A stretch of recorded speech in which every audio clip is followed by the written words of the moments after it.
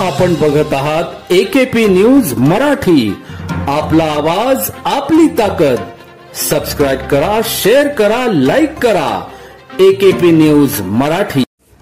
नाशिक ग्रामीण मुख्यालयातील इगतपुरी पोलीस ठाण्यातील पोलीस अंमलदारांनी अट्टल मोटरसायकल चोरट्यांना जेरबंद करत त्यांच्याकडून 6 मोटरसायकली हस्तगत करण्यात आल्या असून मोटरसायकल चोरटे शंकर एकनाथ गांगड व करण नारायण तेलम यांच्याकडून पल्सर, ड्रीम, युग, फॅशन, स्प्लेंडर अशा 6 मोटरसायकली हस्तगत करण्यात आल्या.